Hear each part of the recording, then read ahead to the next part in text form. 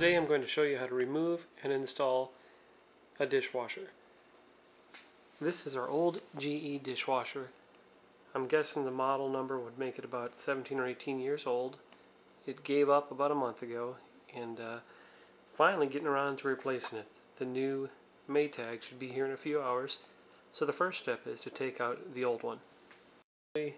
Relatively simple tools, just an adjustable wrench, screwdriver. We'll be working in cramped spaces, so I like to wear my gloves just to avoid getting nicked up. And the most dangerous thing we'll be doing today is disconnecting the power. So what I like to use is a current detector. Let me show you how this works. Press the button. It'll light up once. Hold it against something that you think may be live.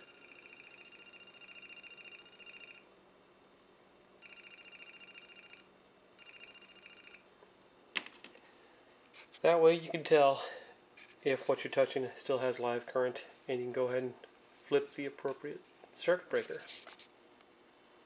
The first thing we're going to do is check for screws. Open this up, and I see a couple screws here and here you'll have to take off. That's typical for a dishwasher.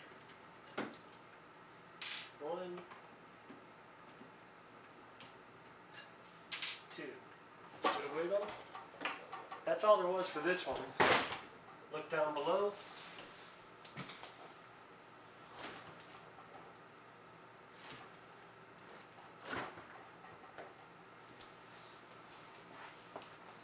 I can see down below that there's a power cord and the water supply hose.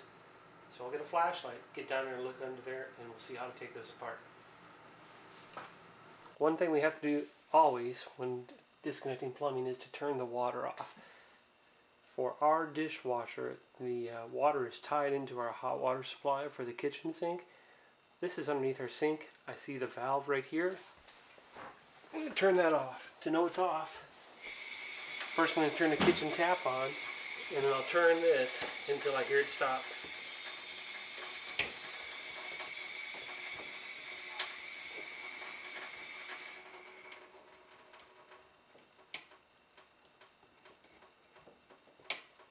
Okay, the tap is shut. What you're looking at now is underneath the dishwasher. You see the white cord from left to right near the floor. That's the power cord. And then above it you see a corrugated longer hose. That is the drain hose. And what you can't see, probably, try to get in there, is right here a little copper nut that is the water supply, and I cannot get that to focus on it right now. Nope, it's not going to focus on me. So those are the three things we've got to worry about: the drain hose, the supply nut, and the electric power.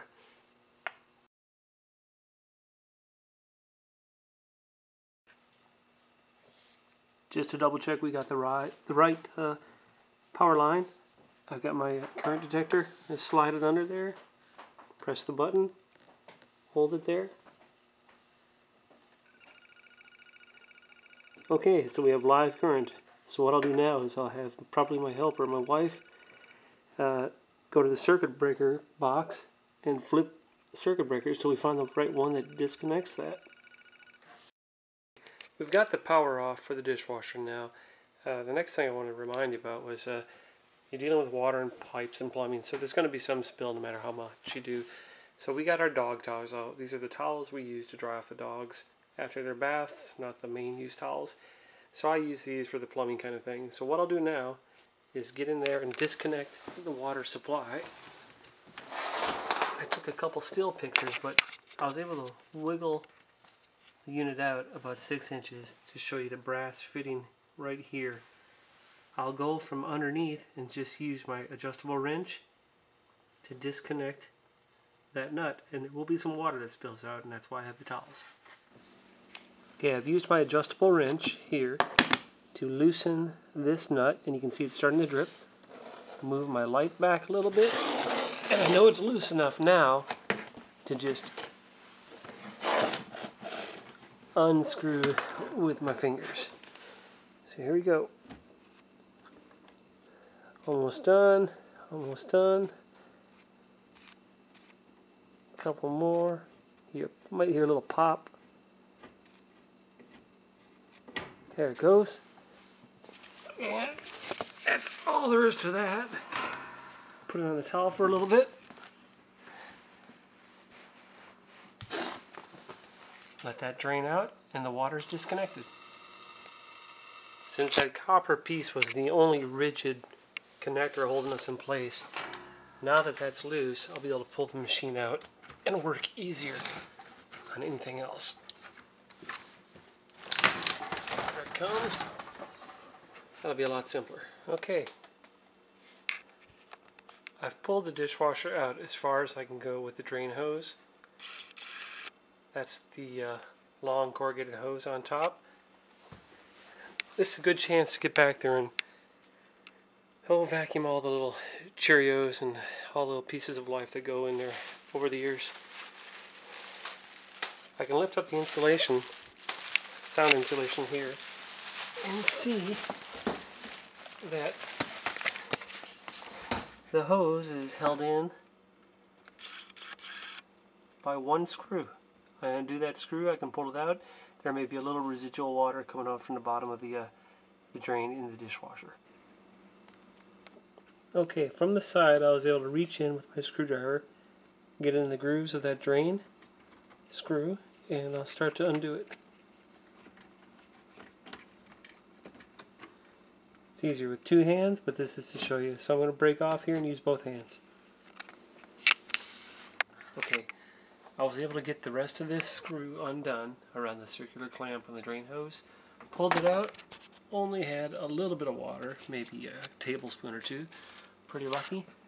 I'll save this piece, the clamp especially, because we don't know what's going to come on the installation kit for the new dishwasher. Now we'll just disconnect the power cable and roll this thing out of here. We're done. Okay, we're going to disconnect the power now. You can see the power cord moves in to the power box. We've already disconnected the power from the circuit breaker, so it's not a live wire anymore. And it looks like this box is held together by two screws from the front. Actually just one screw. One screw here, and it'll flip out with a bottom hasp. So I'll loosen this screw and we'll see what happens. Okay, undoing the screw. It's out. Slide the hasp over, and that exposes the wire. Alright, here's the power connection. Real simple. Black to black and white to white. It's got a cap in there. We're going to take these caps off. Save the caps.